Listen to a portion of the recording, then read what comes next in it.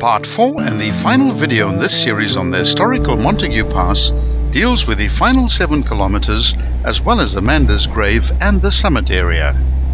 If you intend driving this pass, it's important to watch all 4 videos which contain the Google Earth orientation clips as well as important safety, tourism and general information.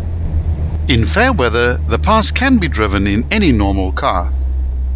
After the rail bridge, the road goes through a few more twists and turns and arrives at the summit at 742 meters. Here you'll find Amanda's grave. This gravestone was laid by a doting husband who lost his wife under tragic circumstances. It was her wish to be laid to rest at this beautiful spot with its never-ending views all the way to the coast. Later, when the husband passed away, his tombstone was erected alongside that of his wife.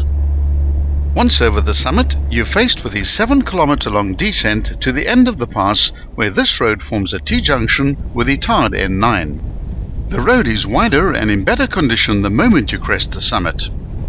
Although there are many bends, curves and corners on the descent, the gradients are actually very easy at between 1 in 15 and 1 in 30. There are 3 narrow bridges which have to be negotiated, which can only accommodate the width of a single vehicle at a time. The Montagu Pass carried traffic safely over the mountains behind George for a full century.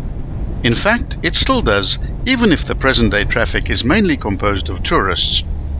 However, during this 100 years, the volume of traffic escalated vastly, and the fine Otaniqua Pass was built on the opposite side of the Klip River Valley in 1951, and most sensitively upgraded again in 1997 to cater for the ever-increasing demand.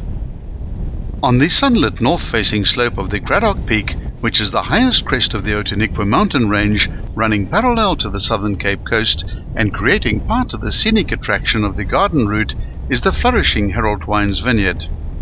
Bounded on 3 sides by nature reserve, it's a remote and idyllic setting, the vineyard's embraced by lofty mountains covered with beautiful stands of fynbos. At between 650 and 700 meters altitude, its vines are rooted at a higher altitude than most other South African vineyards. This, together with frequent mountain mists, icy winter frosts and snow, cooling summer southeasterly winds drawn by the Otaniquas from the nearby Indian Ocean, and year-round rainfall, results in a protracted growing season. It's the perfect destination for an outing or weekend getaway in the garden route, accessed via the scenic and historic Montagu Pass, which winds its way up through the mountains above George into the Southern Cape. Almost all of the hops for the South African beer industry is grown in this region above George. It's the only hops industry in the world to be successful at low latitudes and has been responsible for cultivating some very successful breeds which have changed the industry entirely. The South African breweries' hop farms have successfully grown and bred hops in the Otaniquas for over 80 years. The area's mild temperatures, little frost and reasonable amount of rain suit the plant well.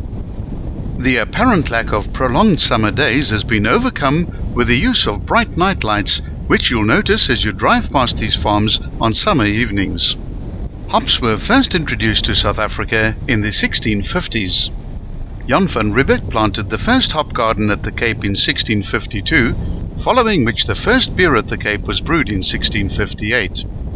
Incidentally, it was only a year or 2 later that the first wine, for which the Cape is famous, was produced. At this point, the road enters a small but dense forest and traverses it via a sharp S-bend. After this little forest, the farms increase in frequency and speed should be reduced here whilst keeping a watchful eye out for livestock and pedestrians. Towards the end of the pass, the gravel gives way to tar as you pass through the small hamlet of Harold. It was named after Mr. T.J. Harold, the Dutch Reform Minister at George from 1812 to 1823. This farming area on the northern slopes of the Otaniqua Mountains is perhaps best known for its production of hops, which is used in the beer industry. In more recent times, the valley has been producing some excellent wines. Continue for 1 more kilometer when you'll arrive at a T-junction with the tarred N9. Turn left to go to George or Oudtshoorn and turn right to go to Uniondale.